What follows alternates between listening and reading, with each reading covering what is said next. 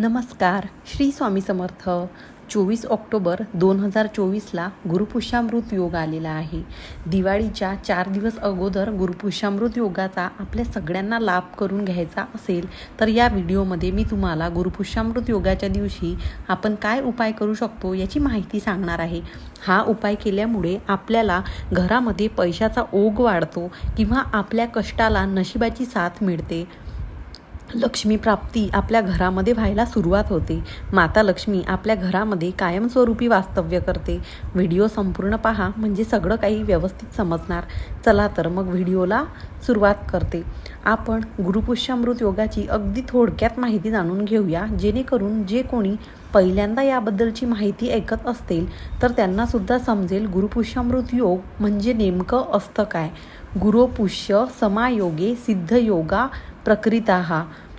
गुरुपुष्यामृत योग म्हणजेच गुरुवार आणि पुष्य नक्षत्र योग. आपल्या संस्कृतीमध्ये हा योग सर्वात शुभ योग म्हणून ओळखला जातो.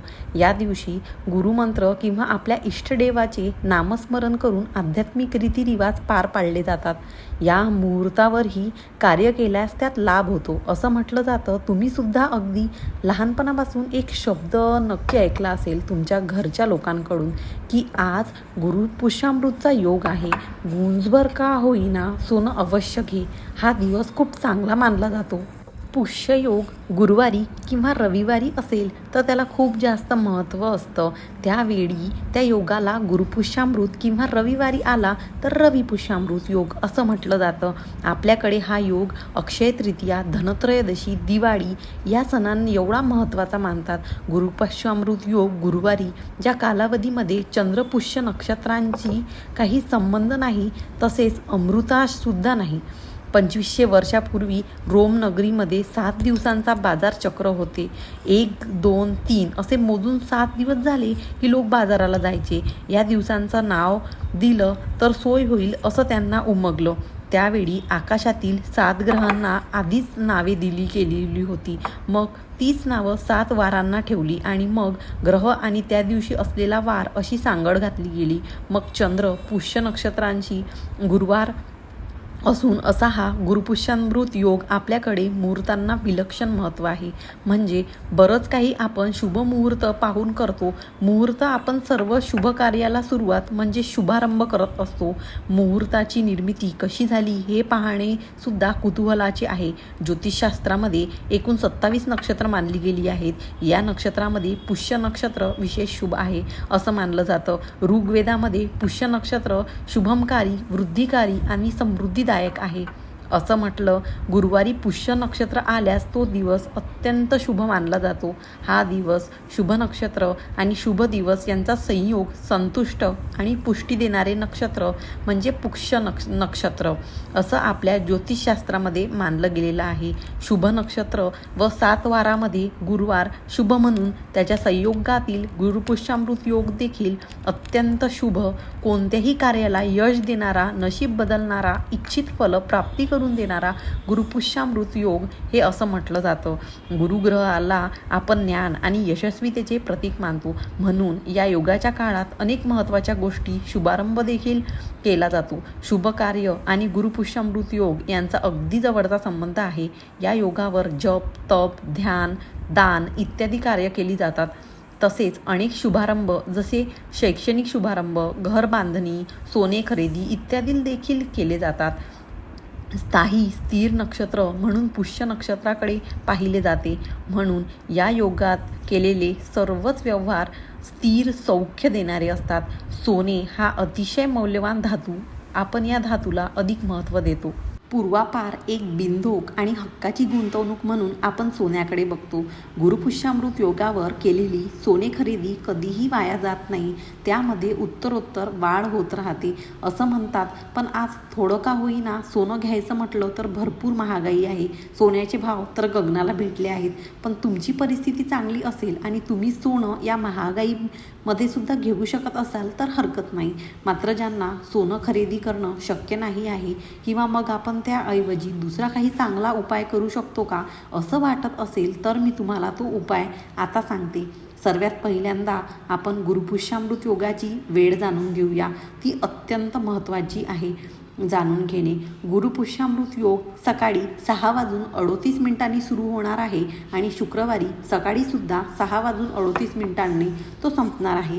तर आपल्याला गुरुवारच्या दिवशी काय करायचे आहे? संपूर्ण दिवस अतिशय चांगला असतो, पण आपण लक्ष्मी येण्याची वेळ कधी मानतो? तर ती संध्याकाळी. म्हणजे संध्याकाळी आपण जेव्हा देवाजवळ दिवा लावतो, तुळशीजवळ दिवा लावतो, तर त्याला आपण गोरज मुहूर्त किंवा लक्ष्मी येण्याची वेळ अशी बरीच नावे आहेत आणि त्यांनी आपण ओळखतसुद्धा असतो. तर आपल्याला त्या वेळेत काय करायचं आहे? सर्वात पहिल्यांदा आपल्याला माता लक्ष्मीची मूर्ती स्नान घालायची आहे. तुम्ही फक्त हळदीचं पाणी तयार करायचं आणि त्या हळदीच्या पाण्याने माता लक्ष्मीच्या मूर्तीला स्नान घालायचं. तुमच्याकडे मूर्तीऐवजी फोटो असेल तर तुम्ही फोटोवर थोडंसं हळदीचं पाणी शिंपडू शकता आणि स्वच्छ कापडाने मातेचा फोटो पुसून घेऊ शकता. त्यानंतर एकदम साधीसुधी पूजा करायची आहे. तुमच्याकडे समजा श्रीयंत्र असेल तर श्रीयंत्रसुद्धा तुम्ही हळदीच्याच पाण्याने स्नान घालू शकता. पूजा करायची म्हणजे काय? एक तुपाचे निरांजन लावायचं, दिवा लावायचा आणि देवीला हळदी कुंकुवाचं फूल नमस्कार करायचा, धूप देखील लावायचा आहे. देवीसमोर हवं तर तुम्ही थोडीफार रांगोळीसुद्धा काढू शकता. आणि गुरुपुष्यामृत योग आहे म्हणून जरी सकाळी आपण देवी लक्ष्मीला इतर देवी देवतांच्या मूर्तीसोबत स्नान घातले असेल तरी पण संध्याकाळीसुद्धा आपल्याला हे काम करायचं आहे. कारण बघा, धनत्रयोदशी असेल, दिवाळीचे लक्ष्मीपूजन असेल, तेव्हासुद्धा पूजेच्या वेळी आपण संध्याकाळीसुद्धा देवीला स्नान घालतो की. त्यामुळे हे सुरुवातीला करायचं आहे. त्याच्यानंतर काय करायचं आहे? तुम्हाला एक मातीचं बोडखं घ्यायचं आहे, ज्याला आपण सुगडं म्हणतो, जे आपण संक्रांतीमध्ये वापरतो. तर तो मातीचा छोटासा घट किंवा बोडखं घ्यायचं आणि त्याच्यामध्ये आपल्याला जेवढे वरून तांदूळ टाकायचे आहे, म्हणजे बघा आता बोडकं नक्की केवढ्या आकाराचं आहे, त्यामध्ये किती तांदूळ बसतील तेवढे आपल्याला टाकायचे आहे. हवं तर तुम्ही काय करायचं? ते तांदूळ जेव्हा एखाद्या भांड्यात असतील तेव्हा त्यामध्ये थोडीशी हळद टाकून तुम्ही ते पिवळेसुद्धा करून घेऊ शकता.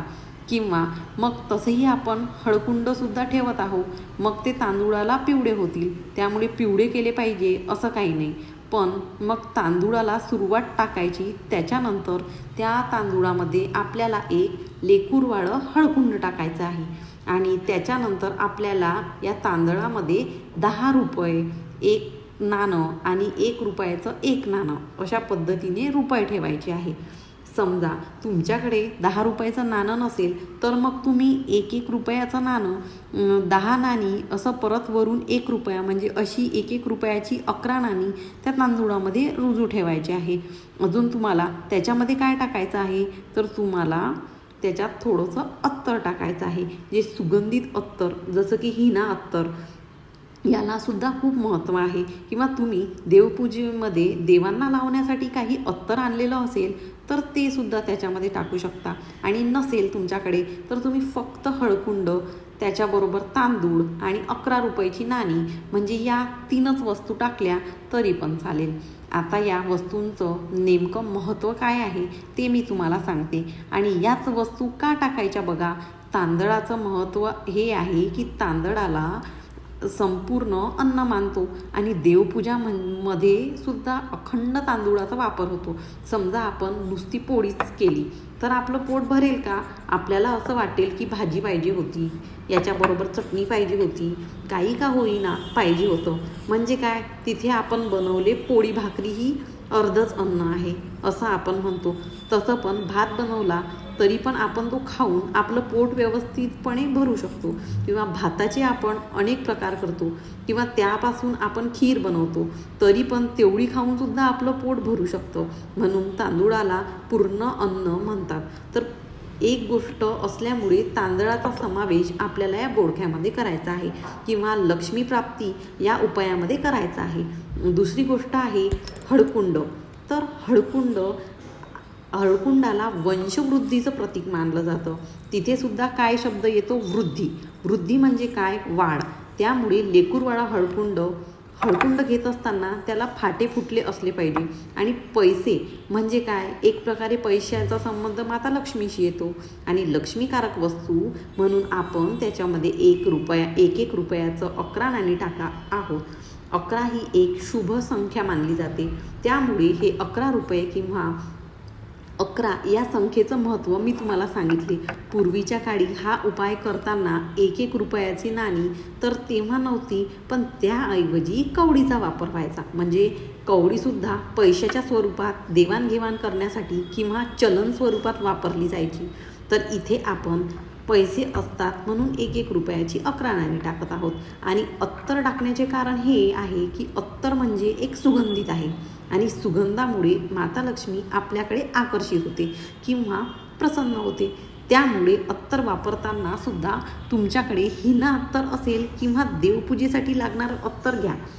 असं तुम्ही देवपूजेचं सामान जिथे मिळते तिथे मागून घ्या. उगाच कोणतंही अत्तर तिथे लावू नका. आणि नसेल तर नाही लावलं तरी काही हरकत नाही. तुम्हाला फक्त तांदूळ, हळकुंड आणि पैसे जरी तुम्ही त्या बोळख्यात टाकले, त्याच्यानंतर तुम्हाला काय करायचं आहे, देवी लक्ष्मीचा कोणताही एक मंत्र म्हणा किंवा तुम्हाला महालक्ष्मी अष्टक म्हणता येत असेल तर ते सुद्धा तुम्ही म्हणू शकता. आता मंत्र कोणता म्हणायचा मी तुम्हाला सांगते.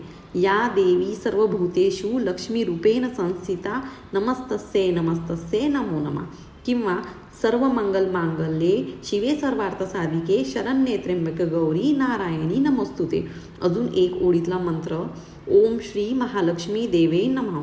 हा मंत्र तुम्ही म्हणू शकता. आणि मंत्राचा प्रभाव एकदा त्या सर्व गोष्टींवर झाला की तुम्हाला त्या बोडख्यावर म्हणजे सुगड्यावर पिवळा किंवा लाल रंगाचा कपडा लावायचा आहे. मी इथे लाल रंगाचा कपडा लावला आहे.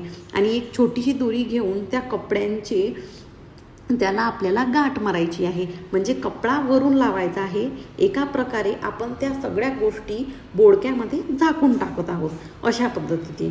आणि वरून एखादी छोटीशी दोरी लावून त्या गोष्टी पॅक करून टाकायच्या. हवं तर मी तुम्हाला एक चित्र पण दाखवते, त्या पद्धतीने तुम्ही करू शकता.